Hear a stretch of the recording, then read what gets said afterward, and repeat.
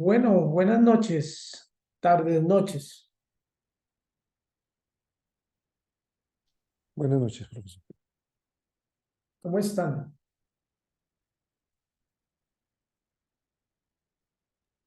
Muy bien, gracias a Dios.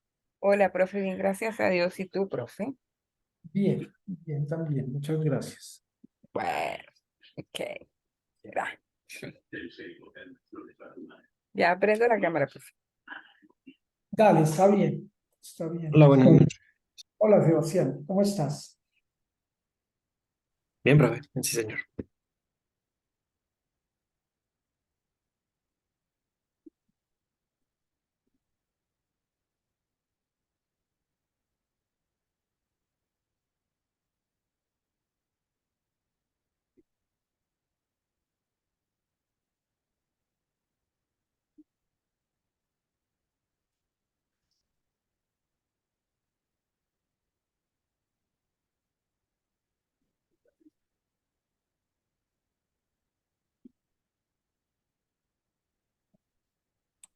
Buenas noches, profe, compañeros, ¿cómo están?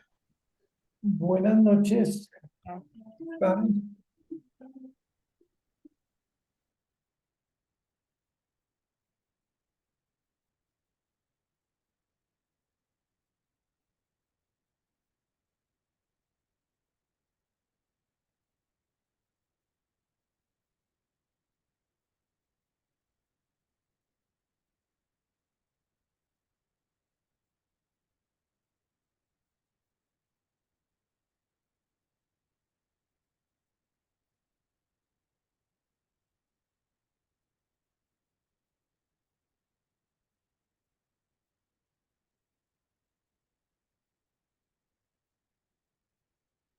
Bueno, vamos a iniciar. Buenas noches para todos. Tenemos hoy nuestra exposición y de pronto de una vez decir que para el día de hoy tenemos nuestro parcial y también la entrega del video, ¿sí? Esas son como las tres responsabilidades que tenemos el día de hoy. El parcial, ustedes van a tener para, eh, para presentarlo a más tardar mañana a mediodía. ¿Listo? Para que hoy puedan dormir bien y no se afanen.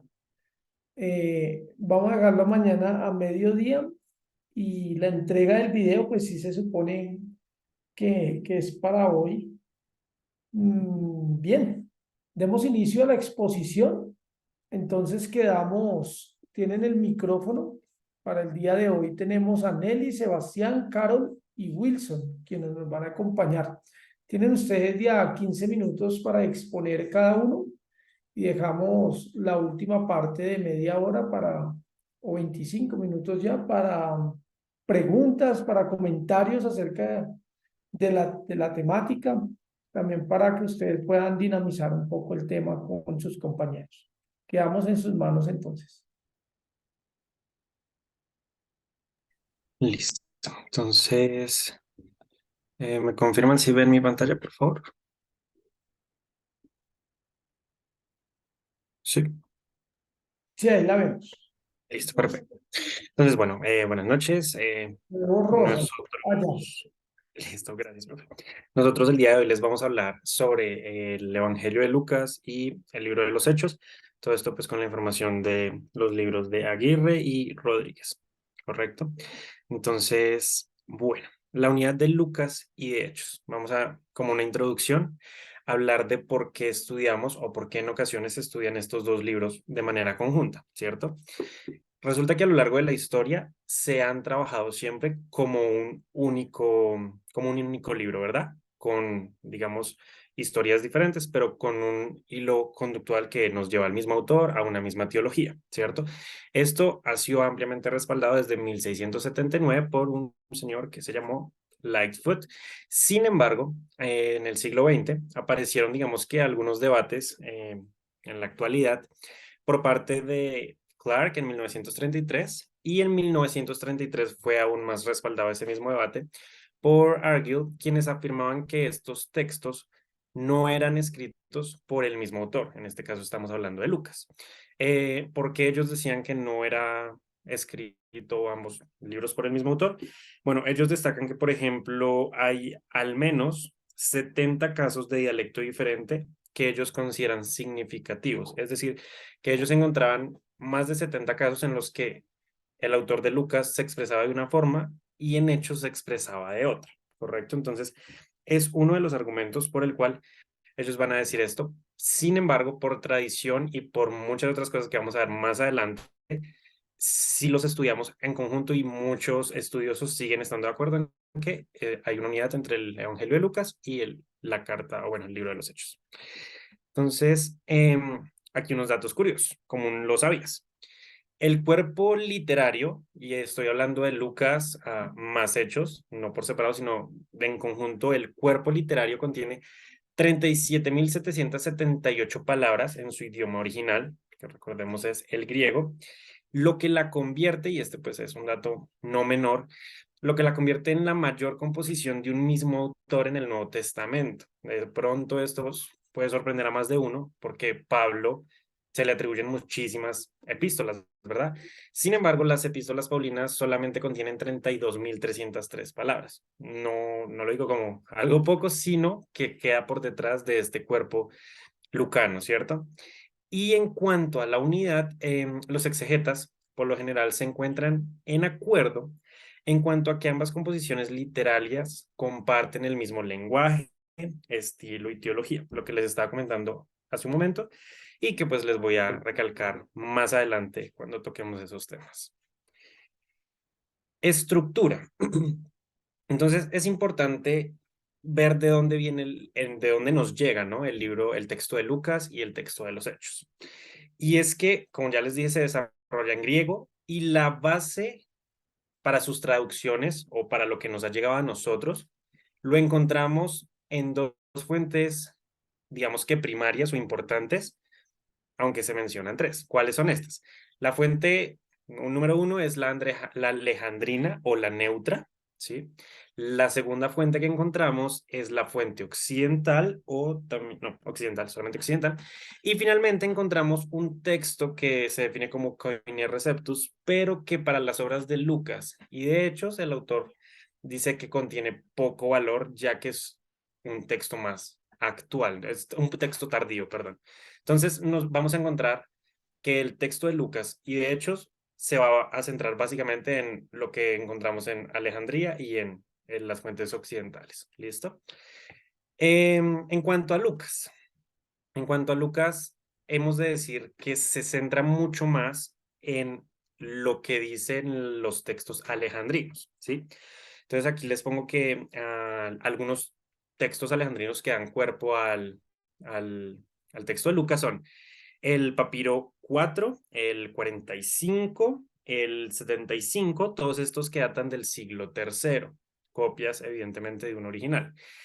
También encontramos grandes manuscritos como el manuscrito sinaítico, que data, ahí se me fue una C, perdón, pero es del siglo IV, y el manuscrito vaticano, que es del siglo II, ¿sí? Sería de los más anteriores que tenemos para Lucas.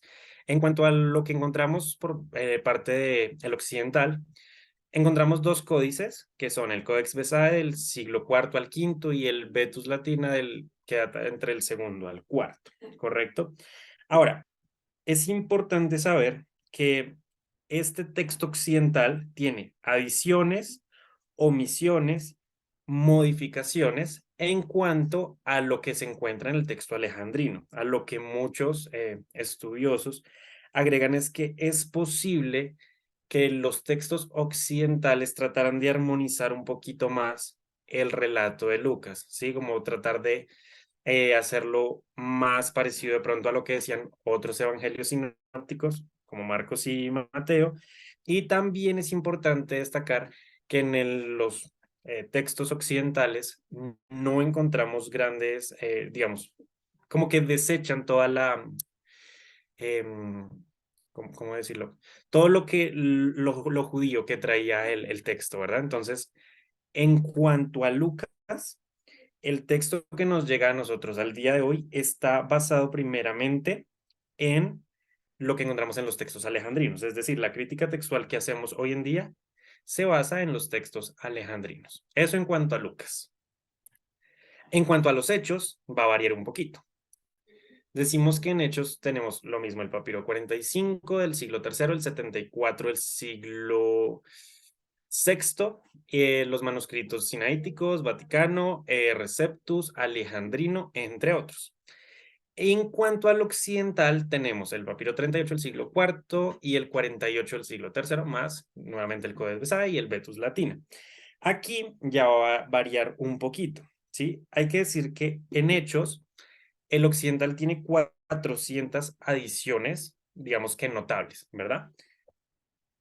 Entonces, aquí nos plantea el autor las siguientes preguntas. Número 1 dice, podemos pensar que Lucas escribió ambos, tanto el alejandrino como el occidental, o bueno, tanto las copias que llegaron al alejandrino como el occidental.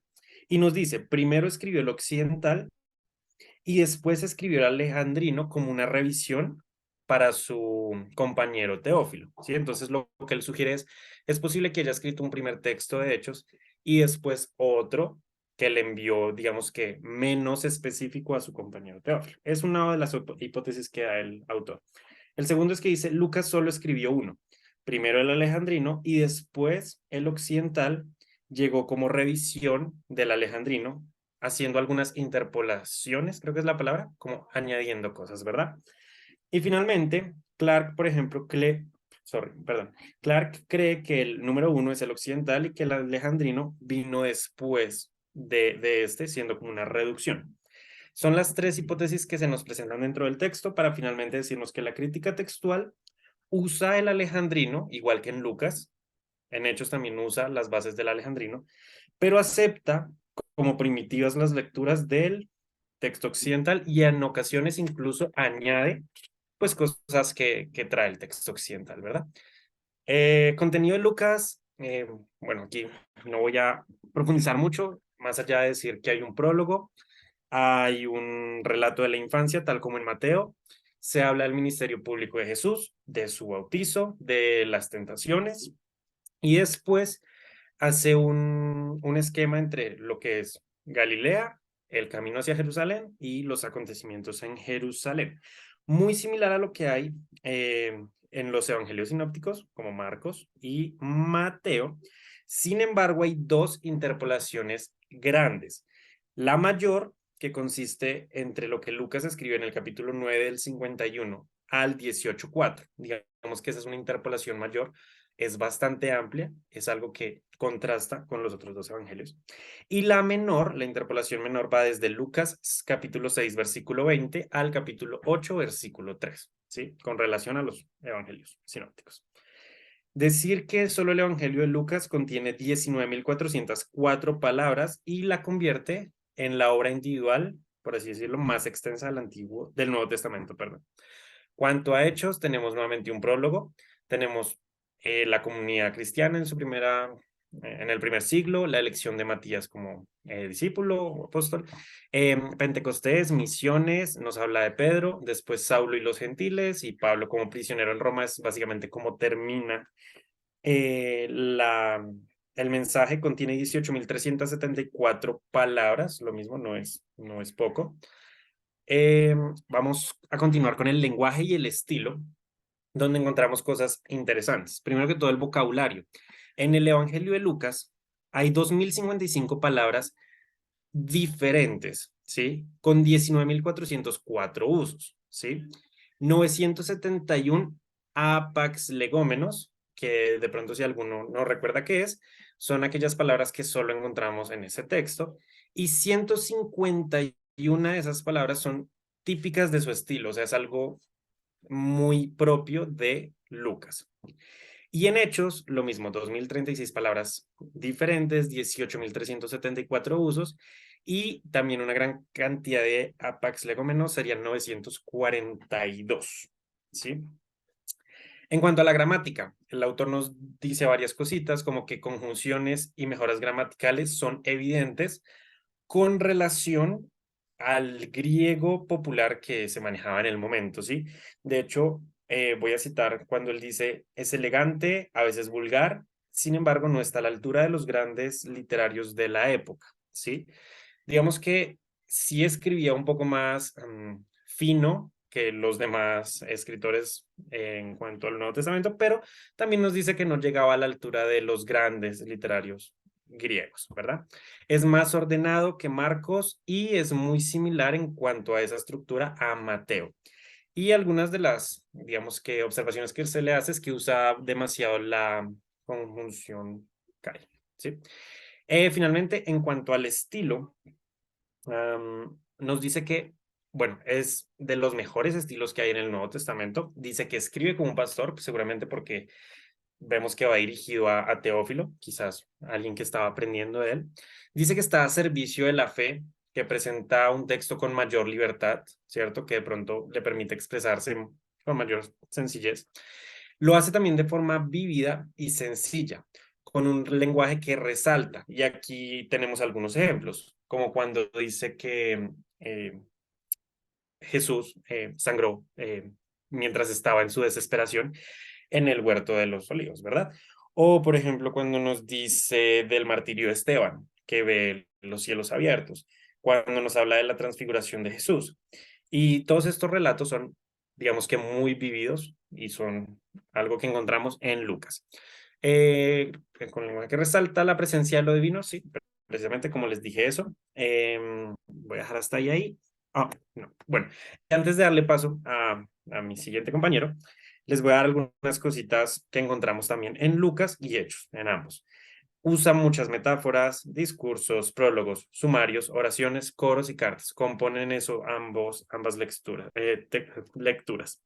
Respeta la historia, respeta un orden y amplía, esto es importante porque es algo que solamente dice que se ve en Lucas, y es que amplía un 15% las introducciones y conclusiones con respecto a los otros evangelios, ¿sí? Lucas, según el autor, da bastante importancia a introducirnos, a explicarnos qué estamos leyendo, pero también a concluir. Algo importante es que, por ejemplo, evitaba los vulgarismos, los extranjerismos, no los utilizaba. Tampoco deja nombres de lugares o de personas a la ligera. Como me queda solo un minutico, les voy a poner los ejemplos aquí. Es Lucas 9:10, por ejemplo, Lucas 4:31 o Hechos 3:2. ¿De qué les estoy hablando? De que él no decía fueron a tal ciudad, sino que especifica dónde queda esa ciudad. O no introduce a un personaje así como diciendo aquí entró tal persona y no sabemos quién es. No, siempre la presenta, ¿verdad? No heleniza los nombres, usaba los nombres originales. Y finalmente, el lenguaje y el estilo nos dice el autor que es aticista, esto es elegante, correcto y sencillo. Y para concluir, un dato pues de pronto curioso, porque culturalmente se escucha, ¿no? No hay lenguaje médico en Lucas o en Hechos, ¿sí? No, digamos que hay muchas personas que creen esto y además lo respaldan para atribuir digamos que esta tradición que tenemos de que Lucas era doctor, pero en su evangelio y en Hechos no encontramos absolutamente nada que nos dé, digamos, en cuanto al lenguaje médico, que nos dé esa idea, ¿verdad? Y bueno, los dejo con mi siguiente compañero. Bueno, buenas noches a todos. ¿Me escuchan allí? No sé si mi micrófono esté bien. Sí, señor, sí se ¿Sí? te Ok, escucha. gracias. Frente al estilo, lo que estaba hablando Sebastián, hay algo bien interesante y es que Lucas escribe tanto el Evangelio como el libro de Hechos. Primero están entrelazados entre sí, pero él hace un relato en forma de historia. Y esa forma, digamos que ese relato en forma de historia, lo que hace es establecer un resumen, o un sumario, como lo llama el autor, un relato específico en donde presenta, digamos, como esa puntualidad o, digamos, lo que quiere manifestar en dicho relato, y un sumario final que también permite hacer una conexión con la siguiente historia, con el siguiente relato.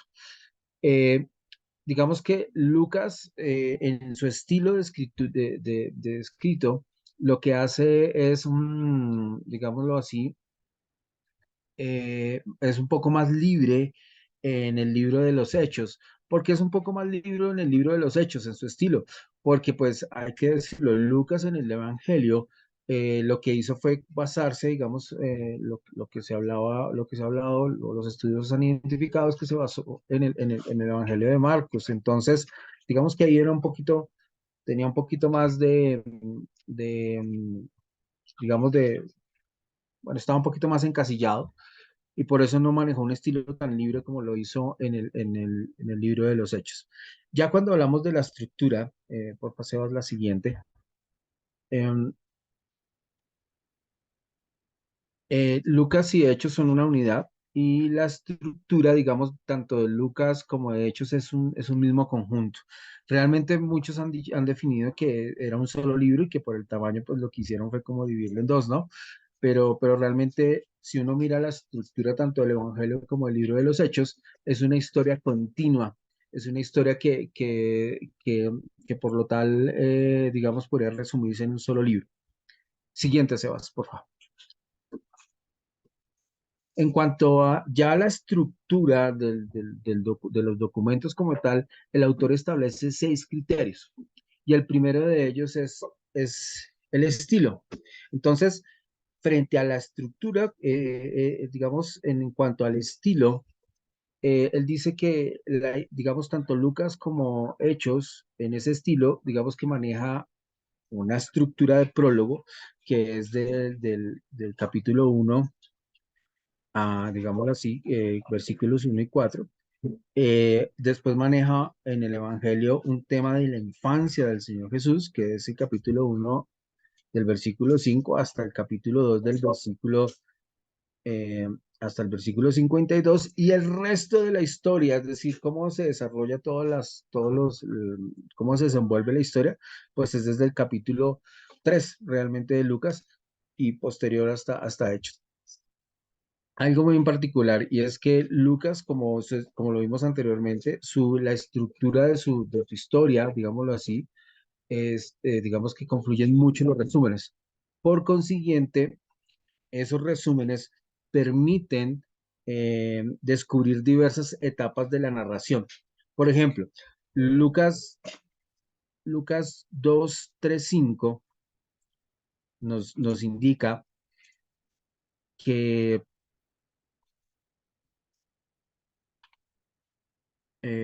perdón, aquí que estoy haciendo una búsqueda.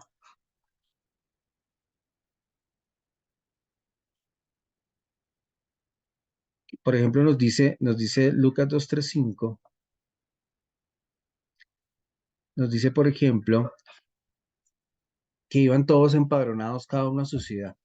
Y José subió de Galilea, de la ciudad de Nazaret, a Judea, a la ciudad de, de David. Eh, Ese, por ejemplo, muestra o ese resumen como tal permite abrir, digamos, la historia del nacimiento del Señor Jesús y todo lo que confluye con relación al nacimiento, por ejemplo, la adoración de los ángeles, la adoración, digamos, la visitación de los ángeles a los pastores, la adoración de los pastores. Entonces, esa parte de resúmenes es como un abrebocas, digámoslo así, o como una apertura a la historia central. Por ejemplo, Hechos, 1 del 1 al 2, habla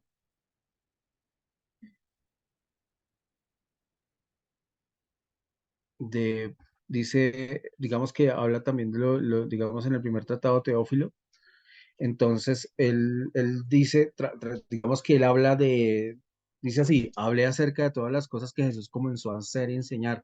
Eso es en el primer tratado, es decir, en el libro de los Evangelios.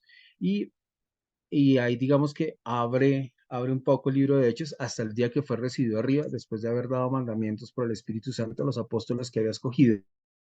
Aquí también establece como esa figura del resumen para poder abrir, eh, digamos, la historia de la ascensión del Señor. Frente a la geografía, que es el tercer aspecto, eh, él lo que hace es hacer una narración agrupando hechos por geografía. Entonces, en cuanto a la obra del Evangelio, él inicia con el Jordán, ¿sí? Por ejemplo, el tema de Juan el Bautista, el bautizo, ¿m? y divide como la obra como en tres grandes bloques geográficos. Uno en el Jordán, otro en el camino a Jerusalén, que son varias historias allí, y lo otro lo que sucede directamente en Jerusalén. Y en cuanto a Hechos, inicia con Jerusalén, después arranca con toda la historia de Samaria y digamos que varias zonas de Palestina, la costa, hasta llegar a Roma con el tema del arresto de Pablo y cómo él llega allí a Roma. Siguiente, Sebas, por favor. Entonces, frente a los criterios, también podemos decir que la historia tiene uno, o más bien la escritura del Evangelio de Lucas y el libro de Hechos, tiene también unos protagonistas. En cuanto al Evangelio, él inicia con Juan el Bautista. Si nos damos cuenta en el capítulo 1 y 2, habla, por ejemplo, de, de cómo, digamos, cómo el ángel se le aparece a Zacarías, el papá de Juan el Bautista, y cómo, digamos que nacimiento de Juan el Bautista, bueno, no tanto el nacimiento, sino más bien lo que pasa, por ejemplo, cuando María visita a su primera Isabel y empieza, digamos, con todo el tema de Juan, ¿no? Después viene el bautizo de Jesús y cómo Jesús, el Señor Jesús empieza su obra y cómo a través de su obra también empiezan los 12. En cuanto a hechos, los protagonistas inicia con Pedro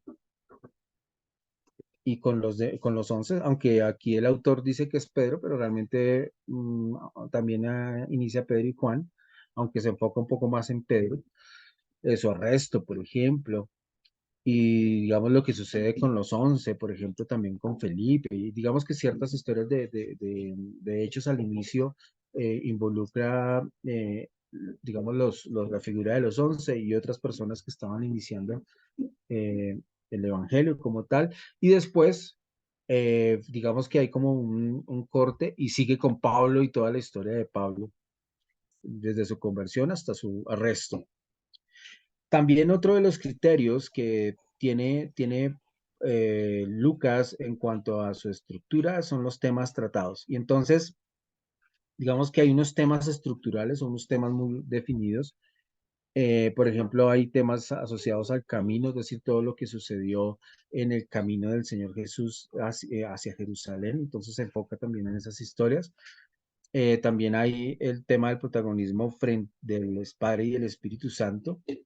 Otro de los temas estructurales es el reino de Dios y el apostolado, sobre todo en, en Hechos. Y hay unos temas parciales que toca, digamos que de manera esporádica, o no esporádica, sino más bien como temas como muy separados que de pronto no tiene como una continuidad en toda la obra lucana. Por último, frente a los criterios, también hablamos de los resúmenes como tal. Y entonces, a partir de esos resúmenes, también podemos establecer bloques narrativos en cuanto a, la obra lucana. Por ejemplo, en Lucas, identificamos que hay un resumen o un sumario en Lucas 1.5 y este abre una narrativa hasta el 252 y esa narrativa son las tradiciones sobre la infancia del Señor Jesús. También hablamos por ejemplo, digamos que inicia con un sumario en el capítulo 3, versículo 1 y finaliza en el capítulo 4, versículo 13 y son acontecimientos antes del comienzo del ministerio en Galilea. Y del 4.14 al 9.50, por ejemplo, hay acontecimientos o habla de los acontecimientos en Galilea. Entonces, digamos que la estructura de sumarios es muy, muy importante en, en los criterios, digámoslo así, para definir la estructura de la obra lucana, tanto en el Evangelio como en los Hechos. Siguiente, por favor.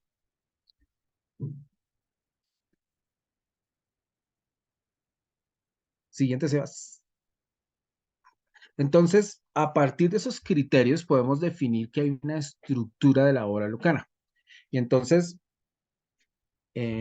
aquí digamos que traje, digamos, como los grandes bloques, porque pues estos bloques se subdividen también.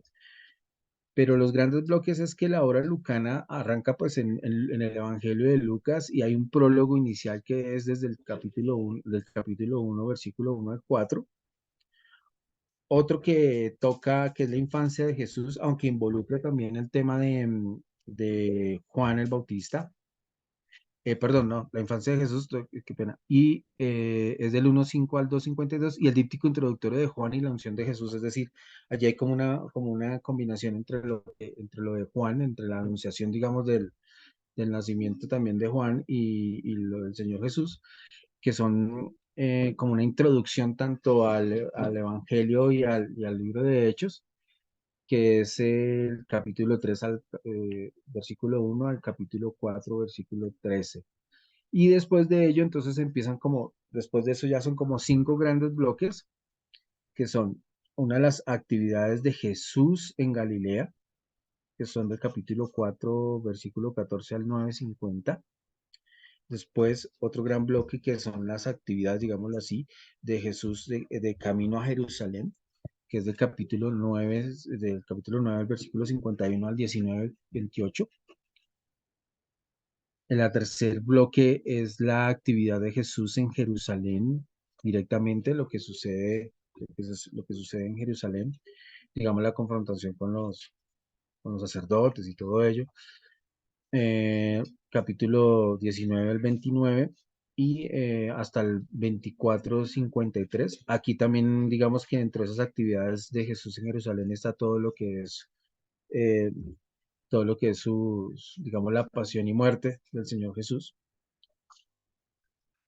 También está todo el tema del camino de la iglesia de Jerusalén a los dos. Entonces aquí, si nos damos cuenta, ya entra el libro de Hechos, pero hay una continuidad en la historia. Y es que sucede después de que el Señor Jesús resucita. Entonces viene el camino de la iglesia en Jerusalén con los 12. Y eso es desde el capítulo 1 hasta el versículo 2, hasta el capítulo 12, perdón. Y por último está digamos, la última gran sección, que es el camino de Pablo hasta el fin del mundo, que es desde el capítulo 13 al 28. Es algo bien particular, por ejemplo, Hechos 1:8 identifica que digamos que esto es una especie de resumen también, y el Hechos 1:8 dice, pero recibiréis poder cuando haya venido sobre vosotros el Espíritu Santo y me seréis testigos en Jerusalén, en toda Judea, en Samaria y hasta lo último de la tierra. Ese sumario abre prácticamente todo el libro de Hechos porque así se desarrolla la historia de Hechos, es decir, la historia de Hechos muestra cómo los apóstoles fueron testigos en Jerusalén, por ejemplo, cuando Pedro en Pentecostés hace su primer discurso allí en el templo y se convierte en 3.000, entonces arranca desde ahí y como hasta el confín de la tierra con el arresto de Pablo y su traslado a Roma. Entonces es bien interesante lo que hace Lucas frente a todo el tema el manejo de los sumarios como un abrebocas para toda la historia que viene a continuación. Ahora pues dejo con mi compañera que continúa con la presentación. Ok. El autor, continuando con la estructura, va luego a identificar cuál es el sentido de este conjunto. Y vamos a ver un poquito más específicamente lo que Luis nos acababa de comentar, de cómo se encuentra dividido y demás. Pues nos dice que Lucas, vamos a ver 3 secciones principales. El primero es un prólogo literario. Este va del capítulo 1, verso 1 hasta el verso 4, en donde se va a presentar, se justifica que la obra ha sido escrita para afirmar a los creyentes. En la segunda sección vamos a encontrar los relatos de la infancia, que se van a encontrar desde el capítulo 1, verso 5, hasta el capítulo 2, al verso 52.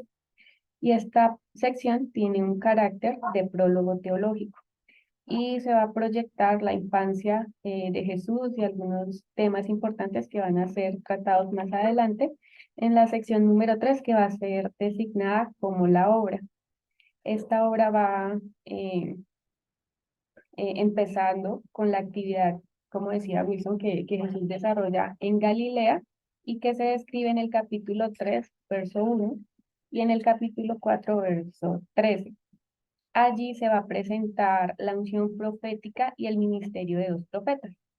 Primero va a ser el profetismo de Juan Bautista para cumplimiento de la promesa, y segundo va a ser el segundo profeta, que es Jesús, para que empiece toda la parte del cumplimiento que Juan el Bautista ya había anunciado. Esta parte de la obra va a ser también desarrollada en otras tres partes.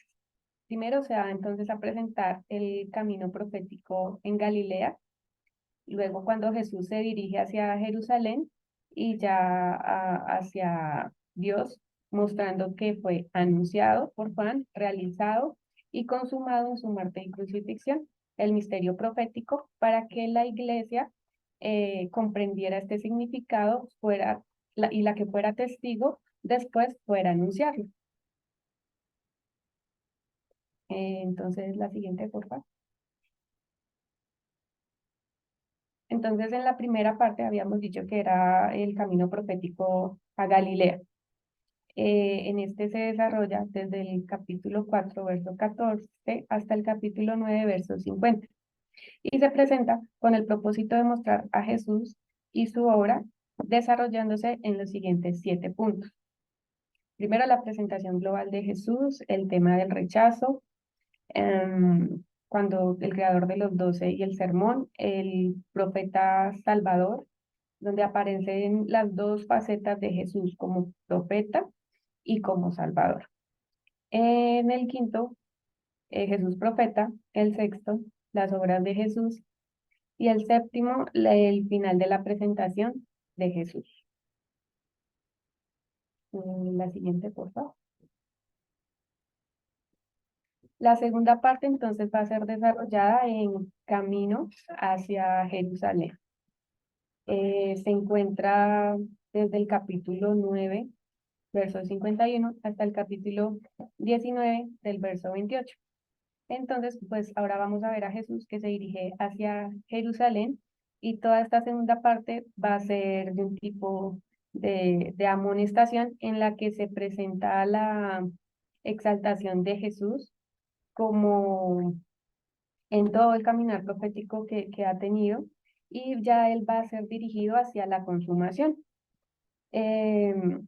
Esta segunda parte entonces se va a dividir en las siguientes enseñanzas, que el autor las titula como enseñanzas morales. El primero va a ser el camino de los discípulos y misioneros, el segundo el camino de oración, oposición, el testimonio, compartir, vigilancia, la decisión firme, la conversión, la salvación. Un tercer punto como el camino estrecho y la humildad. Un cuarto como el camino de la renuncia a los bienes, del perdón, de compartir bienes, de humildad. Un quinto, un camino de acción de gracias. Y el sexto, el camino de exaltación por la muerte. Entonces, si vemos la temática que se desarrolla, va apuntada mucho hacia patrones moralmente correctos. Y en la siguiente, la tercera parte va marcada desde el capítulo 19, verso 29, hasta el capítulo 24, el verso 53. Y en esta tercera y última parte vamos a encontrar la entrada de Jesús a la ciudad santa, ya dirigiéndose hacia su consumación final. Un segundo punto como el día en el que Jesús instituye la Eucaristía y se despide de los apóstoles. El tercero, el relato de la pasión y la muerte. Y todo esto nos va a mostrar a un Jesús como modelo a seguir para la iglesia. También hay una parte final en que nos muestra los acontecimientos que suceden después de la resurrección, que es cuando Jesús se presenta a varias personas ya resucitadas, y cuando dice que deben ellos esperar la aparición de del Espíritu Santo que les daría poder para ir a confirmar los hechos que Jesús ya había dado. Entonces se hace una consecuencia al siguiente libro que vendría a ser Hechos. Pues hay una narración secuencial en Lucas y en Hechos.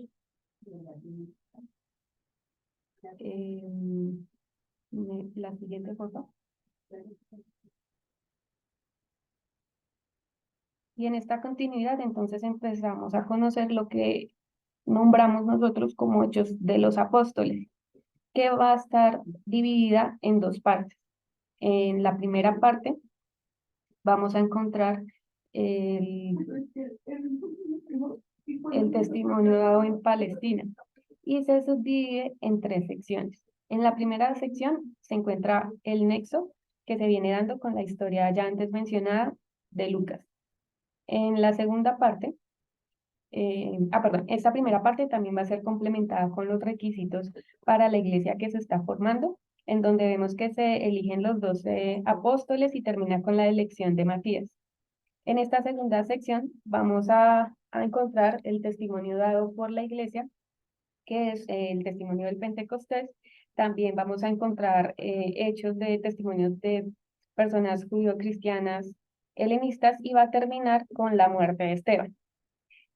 Y como tercera sección de esta primera parte vamos a encontrar el testimonio ya fuera de Jerusalén por la obra de algunos helenistas y de Pedro, en donde se va a encontrar también la conversión de Saulo, el bautismo de Cornelio y va a terminar esta sección con la persecución de Herodes, que encarcela a Pedro, dando apertura a esta segunda parte.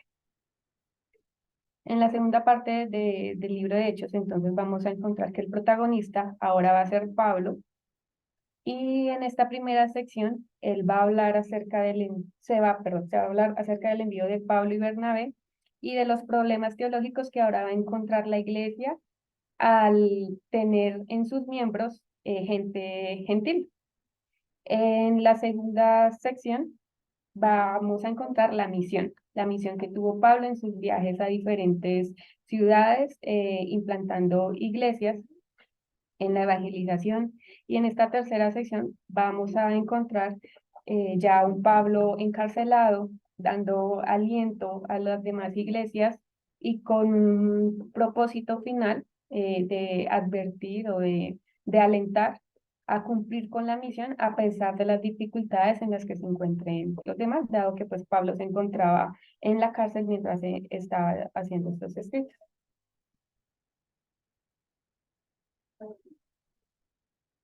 En la siguiente, por favor.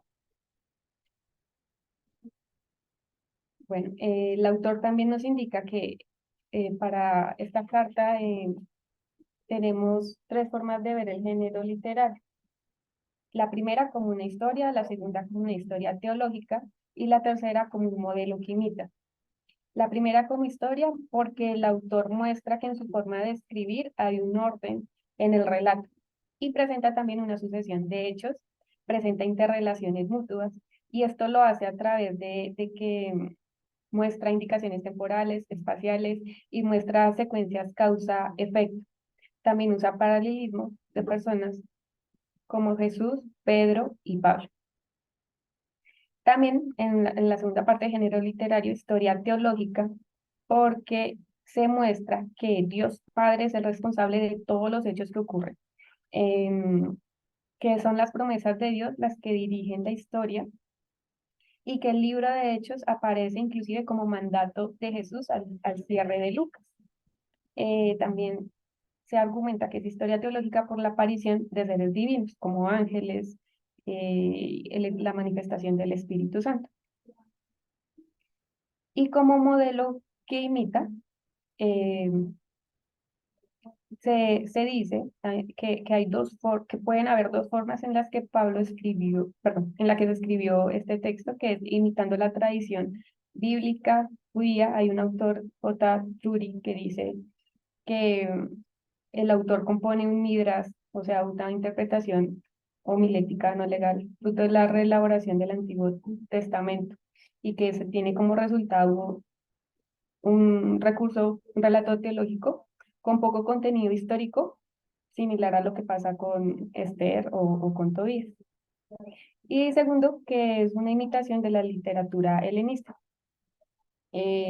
También el autor nos indica que se encuentran en él unas leyes de un señor llamado Luciano de Samosata, que fue un escritor griego de sátira, y que a la luz de la literatura griega se proponen tres formas de verlo, como una monografía histórica, como una biografía y como una novela, pero este último pues es menos probable que sea tipo novela.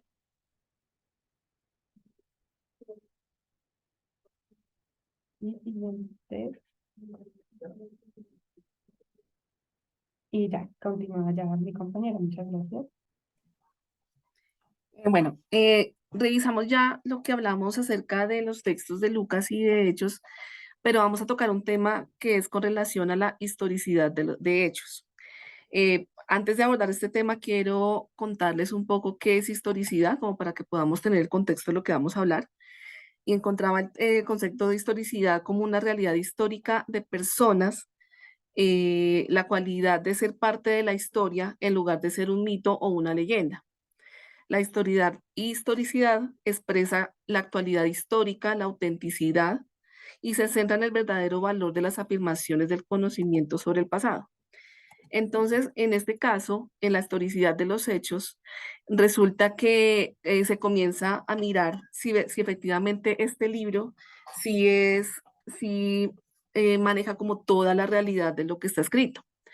El primer punto que vamos a ver es que se ve la historicidad de los hechos como una obra tendenciosa. Entonces, en cuanto a tendenciosa, se puede decir que esa palabra hace referencia a una manifestación de parcialidad, obedeciendo a ciertas tendencias o ideas.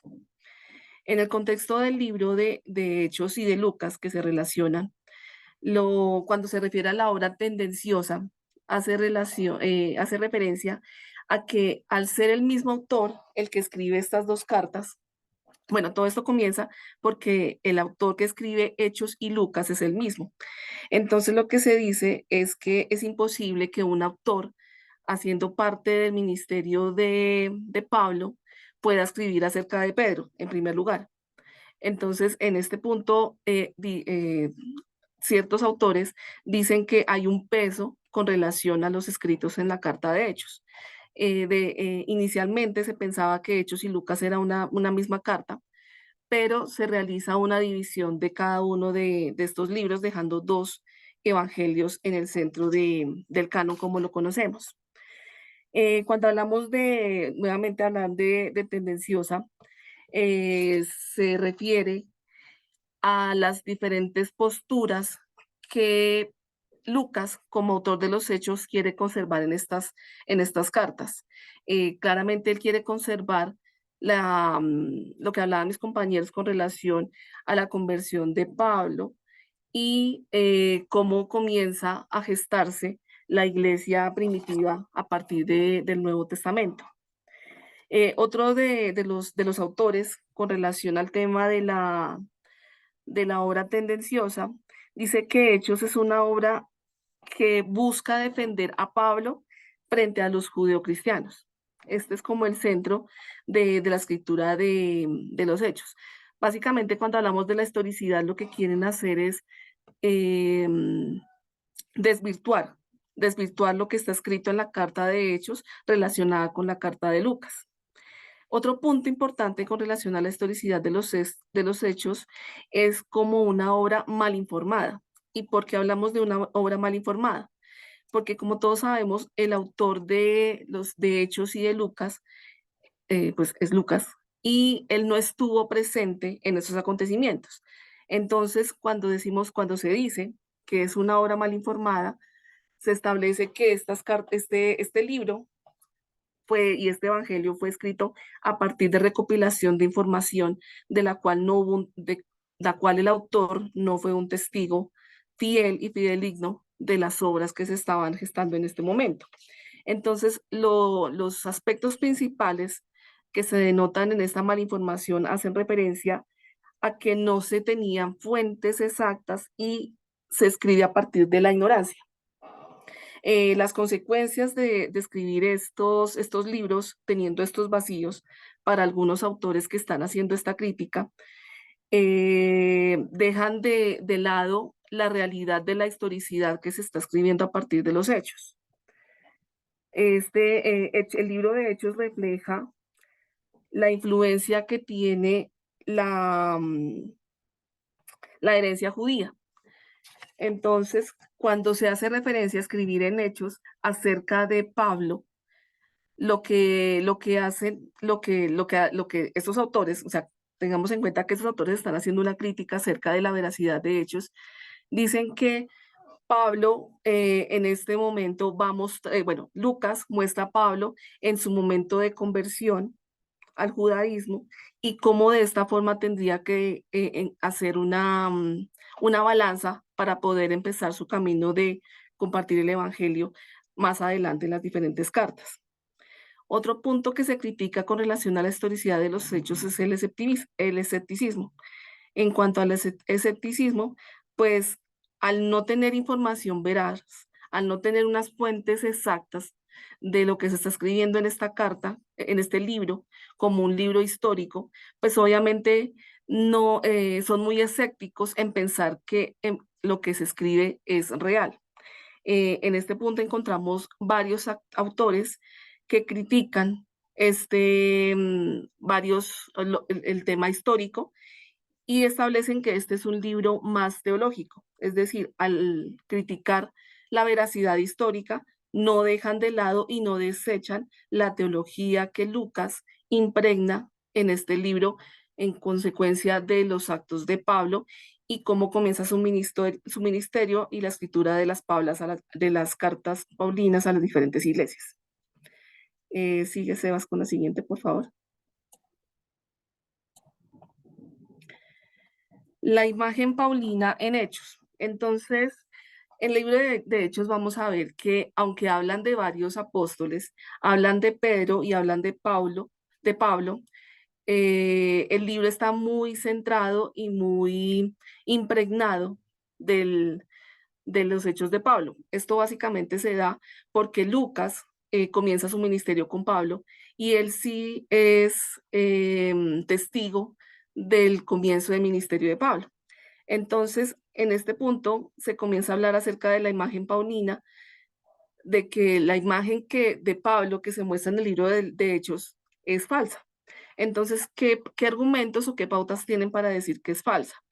Dicen a algunos autores, específicamente los de la escuela Tubinga, que de pronto cuando ustedes pudieron, bueno, cuando todos leímos acerca de la escuela Tubinga, es importante decir que es la primera universidad protestante con énfasis en una línea ortodoxa. Entonces, esta escuela de Tubinga es la que básicamente está haciendo esta crítica acerca de la veracidad y la historicidad del libro de los Hechos.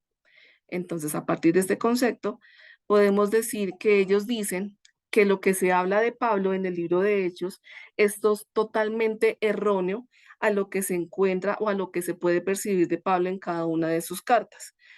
Con base en eso, ellos dicen que este libro de Hechos no tiene ninguna relación con cada una de las cartas que escribe Pablo en los diferentes libros del Nuevo Testamento.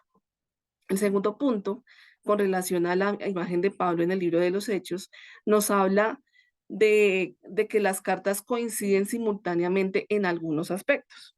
Entonces, aunque hay una línea que dice que lo que se habla de Pablo en Hechos es totalmente falso, hay otros autores que dicen que sí hay similitudes en el Pablo que nos muestra Lucas a partir del libro de Hechos y las características o la teología de Pablo que se impregna en cada una de las cartas que escribe a las iglesias en el Nuevo Testamento.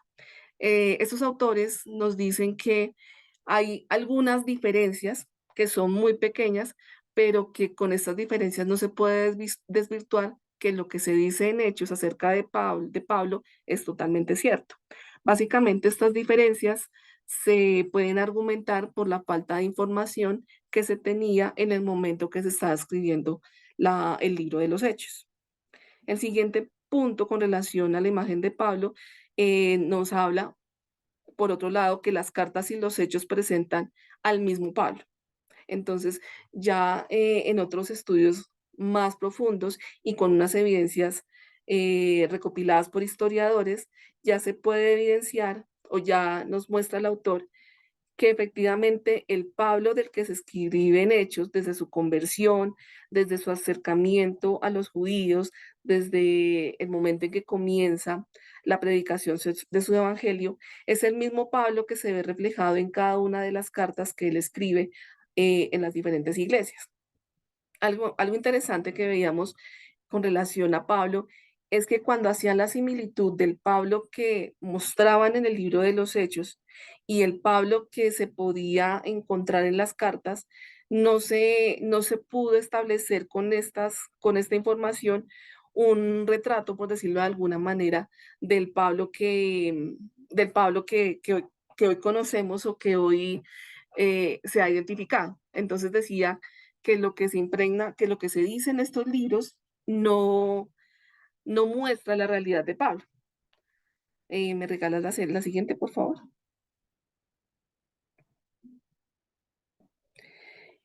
El autor de este libro nos lleva y nos insta a que para poder entender al verdadero Pablo con relación, bueno, al libro de Hechos con relación al Evangelio de Lucas, es importante realizar un estudio personal o trabajar de una forma mucho más profunda. ¿Qué es lo que pasa? Como les decía inicialmente, el libro de Lucas y el libro de Hechos en un inicio se pensó que era una sola carta. Sin embargo, a través de la historia se dividieron los libros y para poder entender cada uno de estos libros es necesario tener como 4 pautas. Entre esas pautas nos habla de conocer la estructura de Hechos y Lucas. Creo que todos en los estudios juiciosos que hacemos, por decirlo de alguna manera, cuando nos acercamos a la lectura de una de los libros de la Biblia, lo más importante es poder conocer el contexto de cada uno de los libros, empezando por el autor, empezando por las personas o el destinatario al que iba dirigido. Entonces, para poder entender la diferencia entre la escritura del libro de Hechos y la escritura del libro de Lucas, es importante iniciar desde este análisis para luego realizar una estructura de cómo el autor, que es el mismo, va a enfocarse en 2 líneas diferentes que soportan el hecho de que sean 2 libros separados y no una sola carta, un solo libro. Lo siguiente es realizar una interconexión entre los relatos. Cuando decimos que realizar una interconexión entre el libro de Lucas y el libro de Hechos, lo que nos insta el autor o lo que nos sugiere que podemos hacer para una mejor interpretación de estos libros es poder realizar o validar diferentes conclusiones con base en diferentes textos de teólogos que ya han realizado estos estudios. Em, todos sabemos que el eje central de estos escritos de Lucas es el Espíritu Santo. Entonces, para el entendimiento de estos 2 libros, de Hechos y Lucas, es importante conocer cómo se muestra el Espíritu Santo en el libro de Lucas y cómo se muestra el Espíritu Santo en el libro de Hechos. Otro punto es saber cuáles son los hechos primordiales o los hechos más relevantes en cada uno de los libros y ver cuáles son la relación que tienen estos hechos inicialmente en el libro de Lucas, en el Evangelio de Lucas, y luego en el libro de los Hechos. Otro punto es las causalidades humanas, causalidades que no son casualidades, sino causalidades, son muy semejantes en cada uno de los libros. Entonces sería importante poder identificarlas para poder establecer cuáles fueron los hechos y las personas que impactaron la escritura de cada uno de estos libros. Otro punto es el estilo de Lucas. Cuando leemos estos 2 libros, vamos a identificar que el estilo de Lucas es muy similar. Entonces, para poder tener un mayor entendimiento de la escritura de Hechos y de Lucas, lo que nos aconsejan nuevamente es poder estudiarlo a partir de perícopas. Creo que todos ya sabemos el concepto de perícopas y es la manera más viable para poder realizar un mejor entendimiento de estos libros. Por último, el texto occidental de Hechos. Todos sabemos que a través del tiempo se han venido desarrollando diferentes versiones de la Biblia y el autor de este libro nos aconseja poder hacer una comparación de la Biblia en sus primeros escritos con el texto occidental, que es el que tenemos hoy en día y el que conocemos y bajo el cual podemos estudiar. De esta manera podemos identificar las diferentes diferencias o similitudes de los escritos que hizo Lucas en el libro de Hechos y en en el Evangelio de Lucas. Y compañeros, hasta ahí llega nuestra exposición el día de hoy. No sé si tengan alguna duda o inquietud.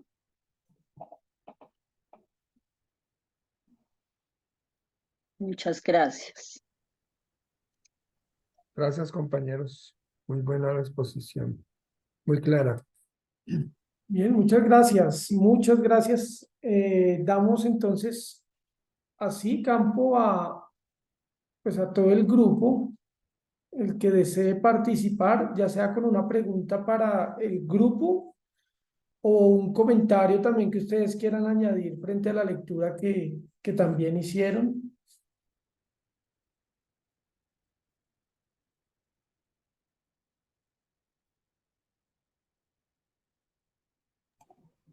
Profe, yo quería algo que me quedó sonando en la lectura que hacíamos en el grupo, es el hecho de que, aunque fue el mismo autor que escribió los dos libros y que habla, por ejemplo, de Pablo, hubo una escuela que quiso decir o establecer que eran mentira o que habían cosas erróneas, lo que se hablaba en un libro, como el libro de Hechos, con relación a lo que Pablo escribía. Entonces, es como si estuvieran diciendo que fueran dos personajes totalmente diferentes. Eso fue algo que nos pareció como controversial, por decirlo de alguna manera.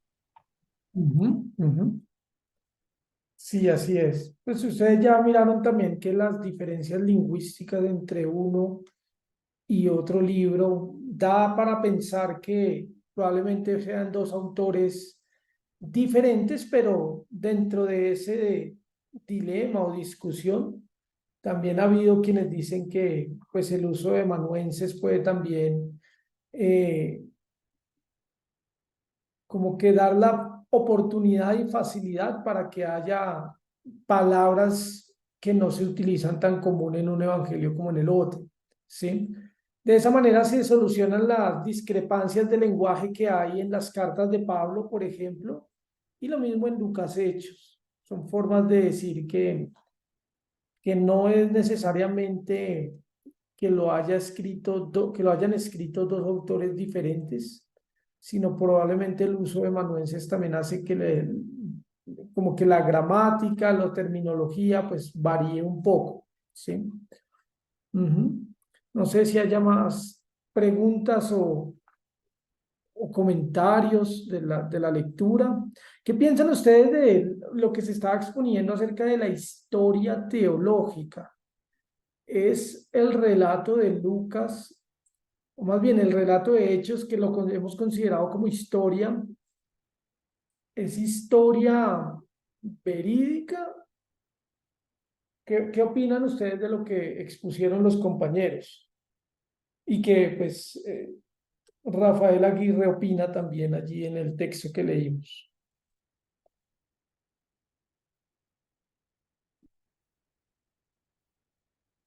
O de pronto cambio la pregunta un poco. Es cuando nos acercamos al libro de Hechos, podemos encontrar 100% historia como si leyéramos historia hoy día.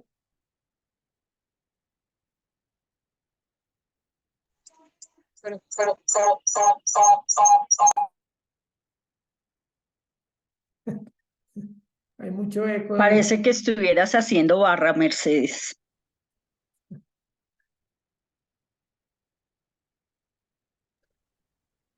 Pues, profe, inicialmente, digamos que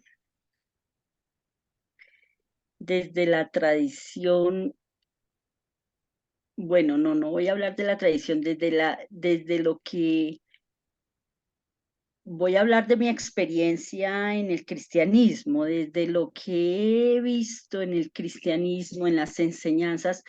Realmente concebía hechos como una historia, eh, como algo histórico y pues tenía enseñanzas para la vida, ¿no? Enseñanzas prácticas, pero sí lo veía más como una historia.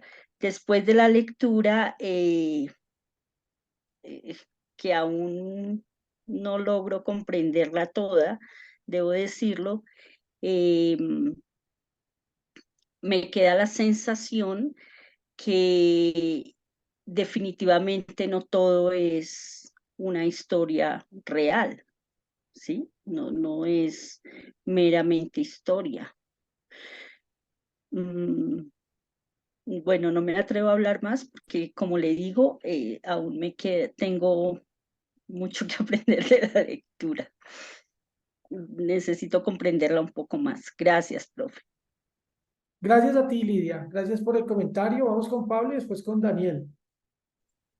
Bueno, una vez más un saludo. Gracias compañeros por la ponencia, por la exposición que dieron.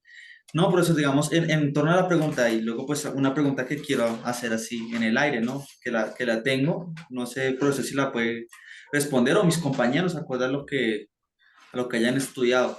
Pues en cuanto a lo de hechos, pues en lo personal entiende, digamos, algunas de las cosas que destaca Aguirre.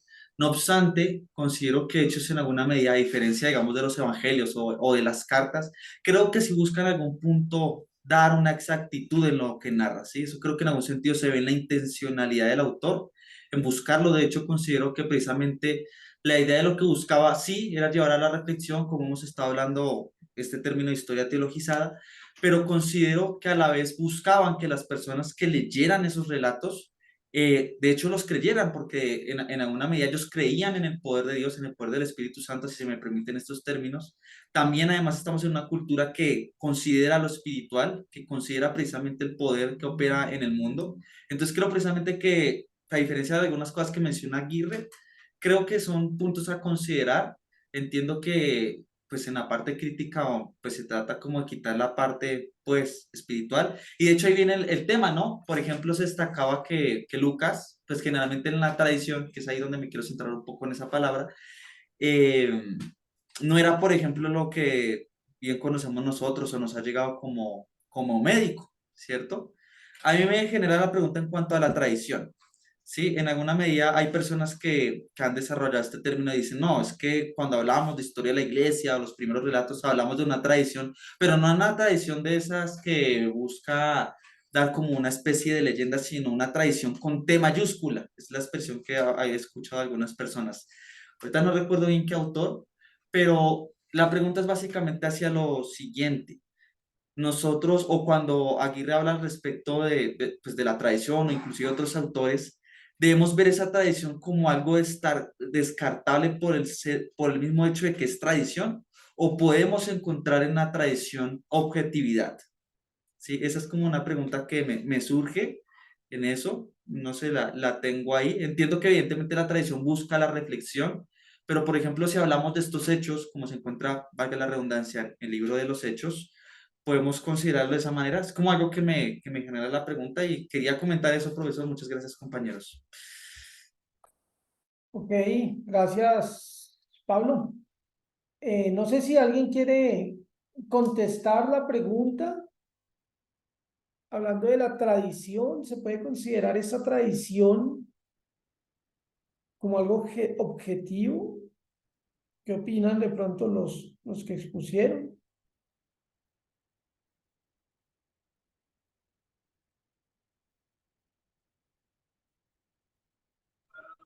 Profe, yo creo que la tradición es una de las fuentes, obviamente, del conocimiento y por lo tanto, independiente de que se teologice, como bien lo decía Pablo, estoy de acuerdo con respecto a la historia teologizada. Entonces, en ese sentido, se torna objetivo, obviamente, y al lado de otras fuentes que también eventualmente pudieran ser descartables o no, funge como objetiva. Es una fuente, profe. Ok, gracias, Mercedes. Muchas gracias. Ujú.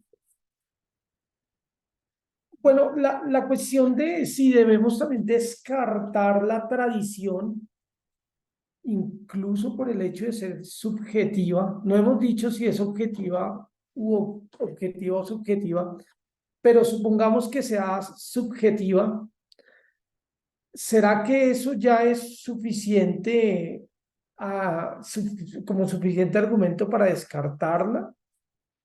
Yo creería que no.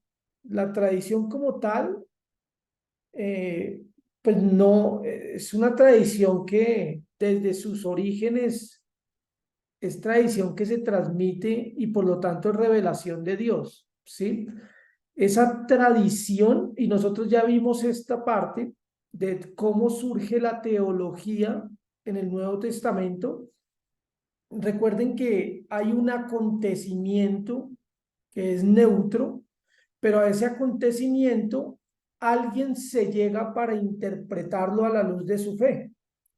Esa interpretación, desde allí, de alguna manera, yo pregunto, ¿es objetiva? ¿Por qué se escoge este acontecimiento y por qué no el otro? ¿Por qué se interpreta de esa manera y no de otra manera? En el momento de transmitir esa interpretación que el primer intérprete hace, la transmite condicionado con todo su equipaje, como ya vimos, de alguna manera como un emisor, transmite un mensaje que un receptor que también está cargado con toda una carga contextual, lingüística, social, cultural, de alguna manera recibe y ese a su vez lo transmite y ese a su vez lo transmite y ese a su vez lo transmite. Toda esa transmisión es lo que nosotros llamamos la tradición. Se está transmitiendo la tradición, ¿sí? Eso se vuelve una tradición. En otras palabras, ¿qué es lo que se está transmitiendo? La revelación de Dios, una revelación que surge a través de un acto interpretativo de un acontecimiento, ¿sí?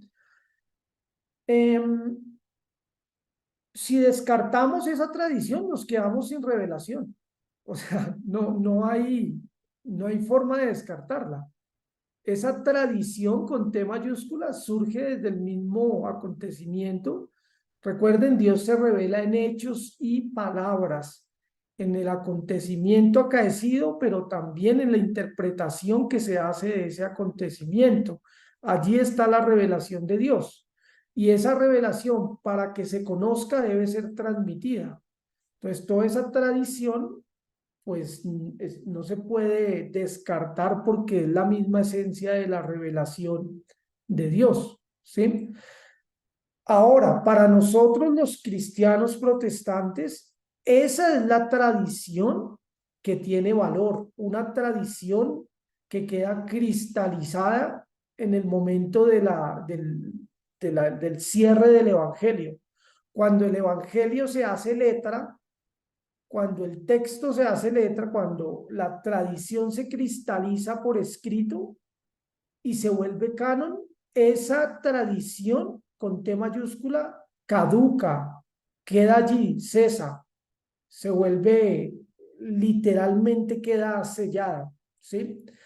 Para la Iglesia Católica funciona diferente porque ellos como iglesia, de alguna manera también en sus representantes, sigue habiendo una tradición que es autoritativa para ellos, que se da a través de los papas, a través de la voz de ellos, de las encíclicas, bueno, de todos sus documentos sagrados que también tienen. Eso hace parte de la tradición que para nosotros llega a ser una tradición con T minúscula. Que si ustedes la quieren descartar o no, ya eso depende de ustedes, ¿sí? Generalmente los protestantes la han descartado, pero la tradición que surge en el Nuevo Testamento es parte, o parte no, es la misma revelación de Dios. Por lo tanto, no es descartable. Que si es objetiva o subjetiva, vamos a tener que definir las expectativas de lo que es objetividad para nosotros, ¿sí? Porque si la objetividad radica en la historicidad exacta del hecho, no es objetiva. Y ya lo vimos con los evangelios, ¿sí? Cuando vimos el caso de qué pasó primero, qué fue lo que Jesús nombró primero, ¿sí? Entonces, si vamos en la rigurosidad del hecho, no tenemos acceso a eso, pero al autor no le interesa porque el autor tiene un propósito teológico. Esto es historia de salvación, no historiografía moderna. Esto es una historia, como bien han dicho, teologizada. ¿Qué significa una historia teologizada? Que en la misma historia percibe la irrupción de Dios o la intervención de Dios en el acontecimiento. Hoy día nadie hace historia moderna de esa manera, pero en la antigüedad era lo más común, interpretar los acontecimientos a la luz de la irrupción y la intervención divina en medio de ella, ¿sí? Eso de alguna manera es interpretación y toda interpretación es subjetiva. Entonces, desde allí podríamos decir que incluso la tradición con T mayúscula podría caer en la subjetividad si definimos la subjetividad como eso, ¿sí? Como un ejercicio de interpretación. ¿Mm? Bueno, muy bien. Gracias, Pablo, por la pregunta también. Daniel.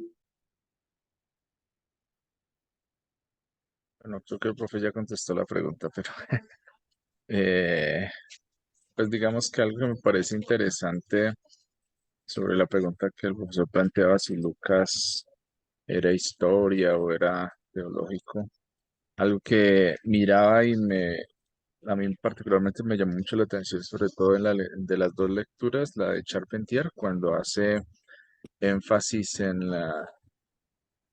como tal Lucas, en lo que hace como autor. Y algo que de pronto el profesor y en unas clases anteriores hablábamos, que a veces son detalles que uno no tiene muy en cuenta, es quién es la persona que escribe. Y digamos que las obras de Lucas sí se nota mucha diferencia aun cuando uno la lee, pues la forma en la que se escribe. Él es un griego como tal, una expresión que a veces usamos en la clase, viene con un ropaje, con una forma muy diferente de acercarse a las cosas, de analizar aún muchas cosas y asimismo relata su obra. Entonces, digamos que el encasillarla en que sea mera historia, pues digamos que para nosotros desde este momento, o particularmente lo analizo así, juzgar si es o no historia sin haber de pronto, sin tener de pronto un poco ese acercamiento a conocer cómo se desenvolvían los griegos o cómo se acercaban ellos a ese tema de contar historias. De pronto para mí podría sí o no ser una historia por el contexto que yo tengo y el acercamiento a contar una historia que yo tengo, más si lo tomo desde cosas que uno aprende, la historia más a veces como aún llevada a través de diferentes personajes y acercándose a hechos muy puntuales, pero me llama mucho la atención eso, lo que tiene Lucas y lo que tiene el contexto desde el cual él escribe, que es muy diferente inclusive a las narrativas de los otros evangelios, y una definición que da Charpentier que a mí me pareció interesante, que dice que a este evangelio Dante lo llama el evangelio de la ternura de Dios. O sea, mostrar a Dios desde una perspectiva un poco diferente, un Dios que se acerca no simplemente a un pueblo, y no solo el Evangelio, sino también el libro de los Hechos que muestra como esa transición desde eh, cómo el mismo pueblo, por así decirlo, los judíos no ven con buenos ojos el mensaje de salvación, lo van rechazando, y cómo se va moviendo la obra en cuanto a cómo llega aún a nosotros los gentiles y cómo nosotros de una u otra forma con mucha libertad abrazamos el mensaje de salvación, lo hacemos propio y lo empezamos a construir. Entonces, pues a esa pregunta que plantea el profesor, pues yo diría que eh, en mi caso particular, pues no es tan fácil decir si eso no es, porque yo tengo un ropaje o una concepción muy de pronto diferente de qué es la historia y cómo debería contarse. Y Lucas también surte de lo mismo. Entonces ahí tenemos como esa dificultad de pronto de acercarnos a un término o a una definición en ese aspecto. Gracias, gracias Daniel. Sí, evidentemente Lucas pues carga sus propios ropajes y nosotros nos cargamos los propios nuestros. Sin embargo, pues incluso Aguirre nombra una cantidad de autores para decir en qué género está cayendo Lucas, qué género literario, ¿sí? De alguna manera, hacia dónde es el modelo que está imitando.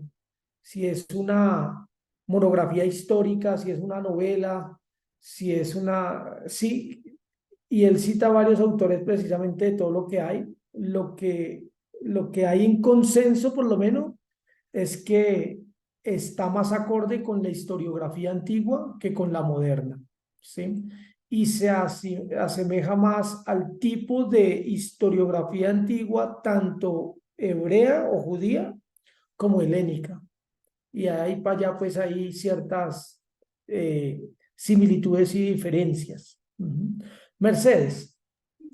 Profe, eso último pues iba a hacer referencia y es que en algún escrito de Charpentier, creo que él habla de esa cualidad de Lucas como historiador. O sea, él sí defiende realmente por decirlo de alguna forma, teoría.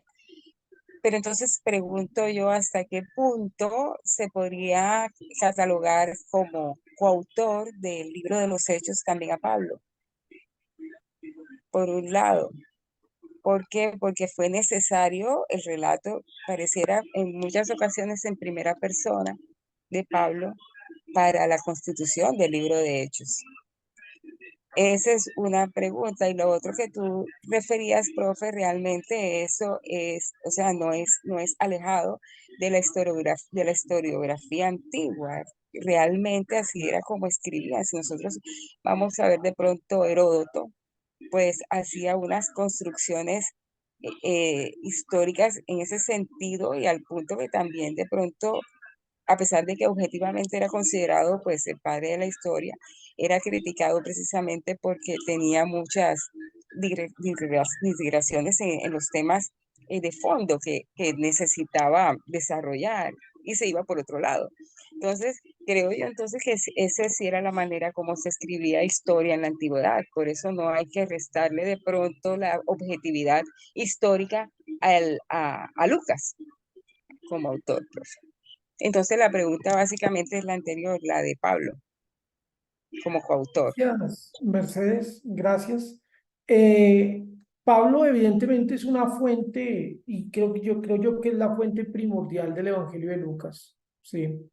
En ese sentido, pues considerarlo coautor, no sé hasta qué punto, creo que Aguirre no lo propone de esa manera, o no me acuerdo, pero evidentemente sí, sin las fuentes de Pablo, pues Lucas se quedaría muy, muy corto en lo que escribió, por lo menos, o el contenido de Hechos. Listo, profe, gracias. Bien, pues hermanos, gracias por la exposición nuevamente. Muchas gracias. Quiero comentarles que, bueno, dos noticias, así brevemente, ¿qué hora es? Son las 7:46, nos quedan 4 minutos. Este corte debe acabar justamente en la semana de receso, ¿sí? Prácticamente ustedes ya hoy salen a vacaciones. Tenemos la semana de receso. Sin embargo, si ustedes se dan cuenta en el cronograma, ustedes tendrían pendiente un trabajo de la que es la entrega del segundo avance del trabajo final. Eso prácticamente está para el día 20 de octubre, ¿sí? En ese orden de ideas, lo que vamos a hacer es, para sacar las 4 notas correspondientes que tenemos, una, que es el trabajo de 2 páginas, que ese trabajo obviamente viene con toda la participación que ustedes tuvieron, con la asistencia también que tuvieron en el corte y también la cámara encendida. Esta vez voy a ser un poquito más estricto con ello. La última vez fui un poquito más misericordioso frente a ello, pero no, creo que no tuvo mucho resultado. Entonces, vamos a ser un poquito más estrictos ahí con ese tema de la participación. De todas formas, aprovecho también para felicitarlos a casi todos, a la mayoría, por su esfuerzo también y su dedicación a la hora de participar en la clase. Entonces, tenemos esa nota, tenemos una segunda nota que tendría que ver con el avance del trabajo final. Ahí está digamos que la buena noticia. La buena noticia es que para este corte voy a poner la máxima calificación para todos en este trabajo. ¿Listo? No, no lo deben entregar. Ustedes ya automáticamente tendrían 5 en este trabajo, pero quiero animarlos a que eso más bien sea un estímulo para que sigan trabajando en ello y no lo dejen todo para lo último, ¿sí? Para que no lo dejen todo al final, porque no quiero que estén por ahí a lo último haciendo un trabajo completo, sino que lo vayan adelantando, ¿vale? Perdón, profe, es decir que ya la entrega de este trabajo es la entrega final. Ya sería la entrega final cuando Gracias. estemos terminando el curso. No entendí, ¿Cómo, Mercedes? Perdón. que no entendí, profe, por fin, qué pena. Ustedes, una de las notas es que ustedes tienen que presentar un trabajo final, ¿verdad? Pero en cada corte tienen que presentar un avance. Ustedes presentaron un avance en el primer corte, debían presentar un avance en el segundo corte, sin embargo, ya no lo deben presentar, ¿vale? Automáticamente voy a ponerles en este trabajo la máxima nota, ¿listo? Pero lo que estoy diciendo es que les quiero animar a que sigan adelantando este trabajo y no lo dejen para lo último, ¿vale? Jaime, ¿tienes la palabra? Dale, profe, gracias.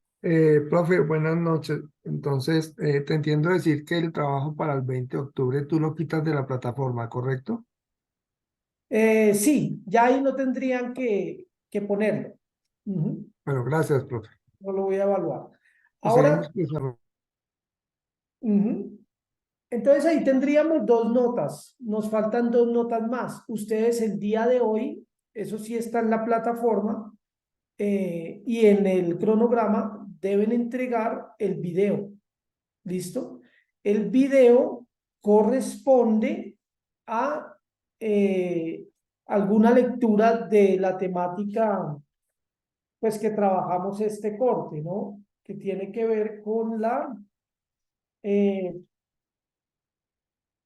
tendría que ver, no, prácticamente tendría que ver también con la contextualización y una parte de la profundización. Mejor dicho, con todo el tema desde el texto del Nuevo Testamento, todo lo de crítica textual y parte de lo de evangelios sinópticos y hechos. Cualquier lectura de esa la cogen y hacen el trabajo del video. Eso para hoy. Y también para hoy, si ven allí en su cronograma, tenemos el parcial. ¿Listo? Acabo de subir el parcial a la plataforma. Ya está subido tienen plazo hasta mañana. ¿Listo? Voy a compartir un momento con ustedes la pantalla solamente para asegurarnos de que todo esté claro con el tema del parcial, ¿vale? Permítanme un segundo, acá está.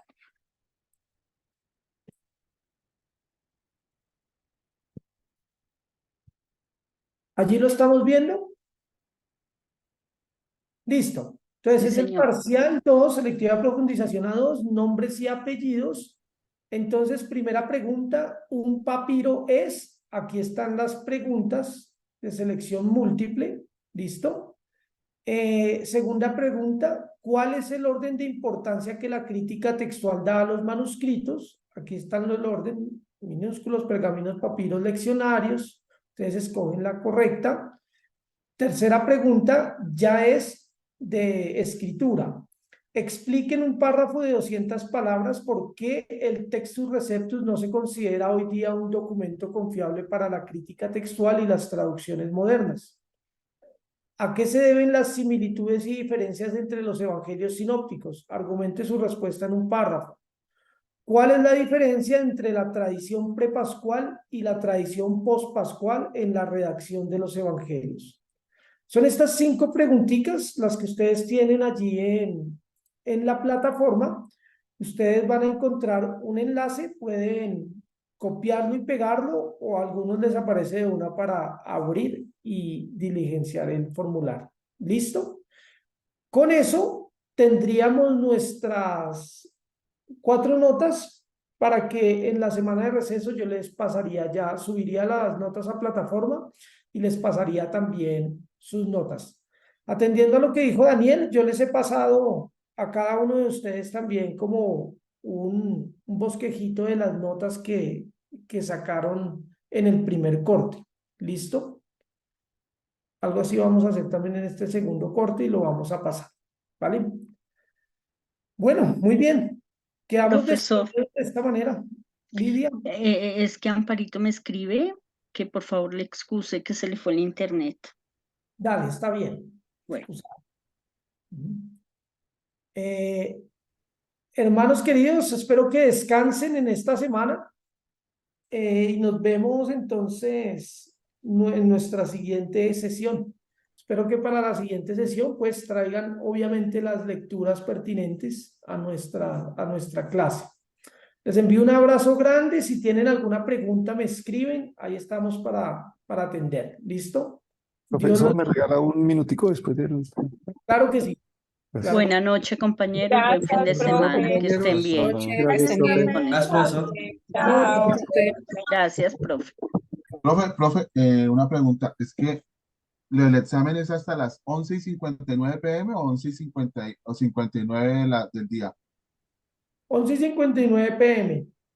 Ah, o sea, todo el día tenemos. Pero si tú te das cuenta, sí, o sea, todo el día, pero de mañana. Sí, por eso, de mañana. Sí. Ah, ok, profe, listo.